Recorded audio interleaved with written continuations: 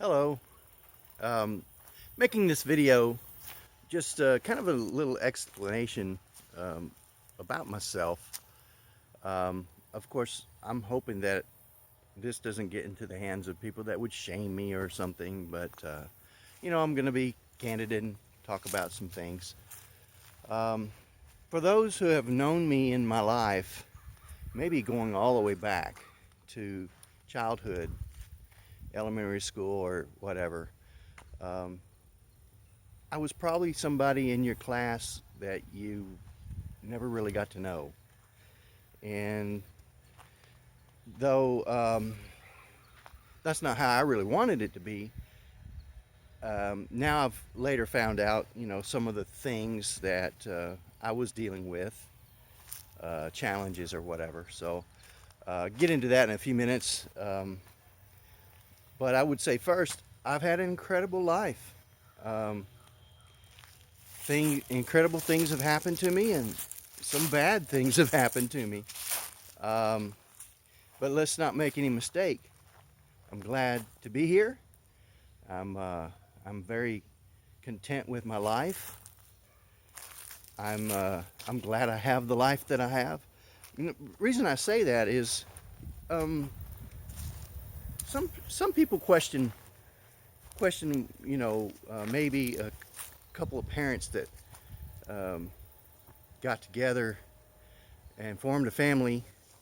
My father was schizophrenic. He was sick. He had a lot of problems. Mom was very depressed. Um, and then, gosh, she married my dad who had schizophrenia. And um, yes, it was a tough time. There's 5 kids in our family. There was a couple of miscarriages as well. I'm the middle child.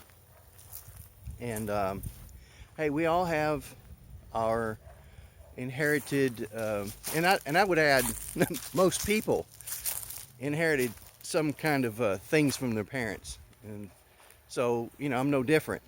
As it turns out, now here later in life, I'm finally diagnosed with bipolar 1 and social anxiety disorder. Now, the social anxiety or anxiety in general is my biggest challenge. Um, I'm hard to get to know, partly because I'd rather sit in a corner and not be noticed. And that only goes to a certain degree. When it ever came to sports, I always stepped up. So, when I played football, soccer, anything that I ever did, playground wise, very, very, very competitive. And on a sports field, somebody may say, "Hey, you're an extrovert. You're not an introvert." Well, that might be a guilty charge there. But in settings like classrooms or anything that had to do with speaking up and getting attention drawn to me, I would always shy back, kind of going with that.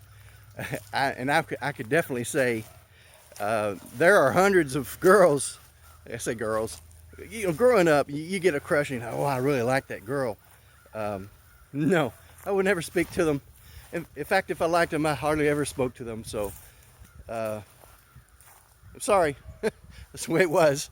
Um, it's something that this social anxiety has affected me a whole lot. And uh, if I, had 3 wishes to be granted, the very number one, it would not be fame or fortune or money or that kind of stuff. The very first one would be get rid of social anxiety disorder that I have. But get away from 3 wishes. We live in the real world.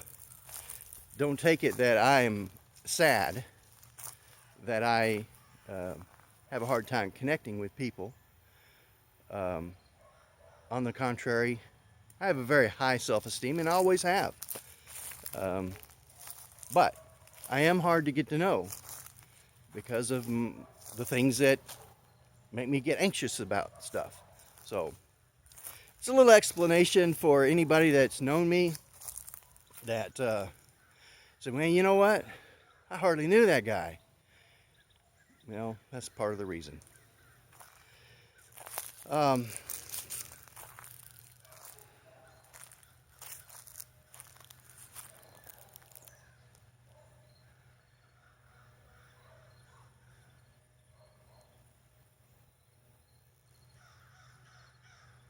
one of the things that I do is if I'm speaking like this, I could never do this in public, tell a story and stuff. So I have to get a video and do it so that I can erase it if I don't feel good about it.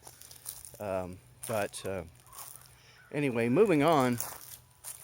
I've had things, and I say extraordinary.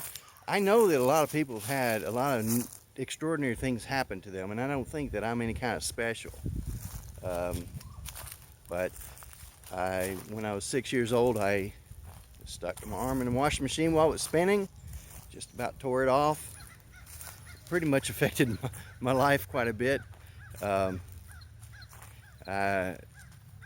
been a long time. I think a year in a cast. It was an emergency reattachment surgery is what they called it. Well, that's one of the challenges that I had. I would say also, I mentioned earlier that my mother was, she's depressed a lot. Well, part of that is because she had hepatitis several times in her life, and her liver was not functioning well. She was taking a lot of medications. Well, when I was 12 years old, my mother committed suicide. There were 5 kids in the family. I'm the middle child, and the 2 younger ones went to foster care. I was the youngest one left at home.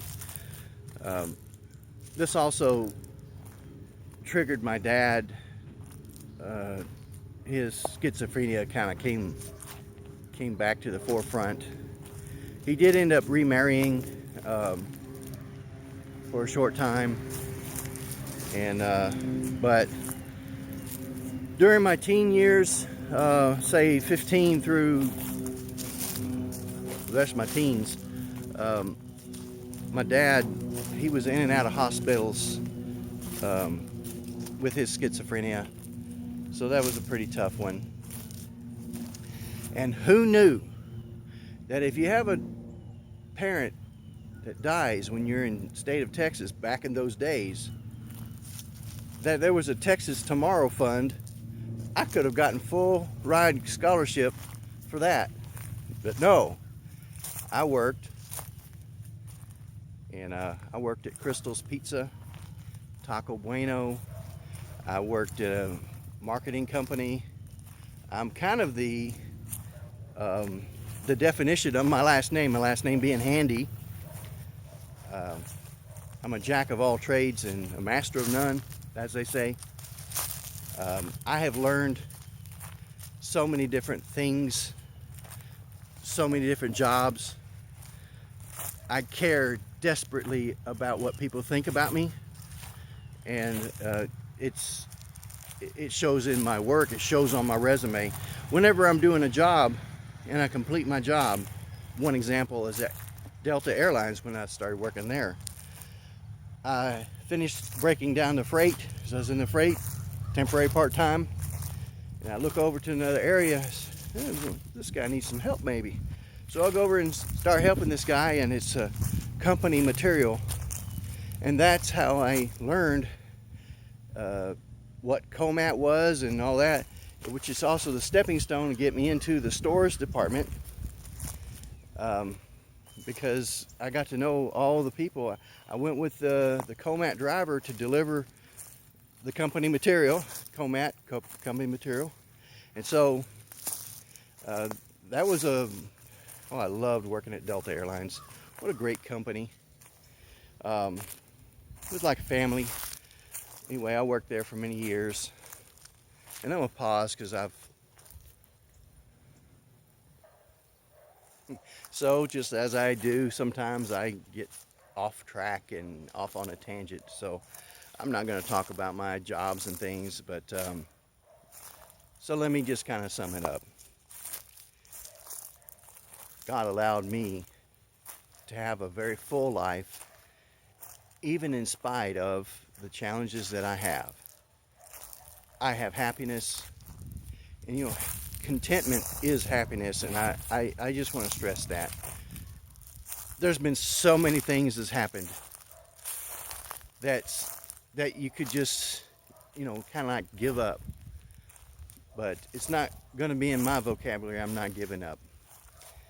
Having a good attitude is one of the best things you can do in your life. Is to always have a positive spin on things. Can do. So that's, people pick up on your attitude. People know when you're a can do person, and it makes up for lack of skills.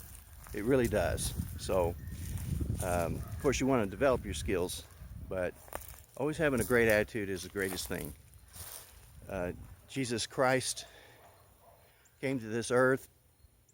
He lived a perfect life, and he took the sins of the world, including my sins and my shortcomings, and he paid for them with the death.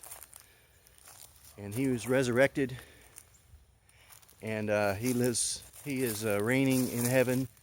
And someday I will go to heaven and have eternal salvation.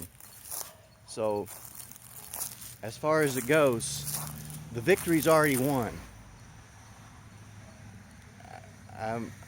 You can't have a better father than I have, the Heavenly Father.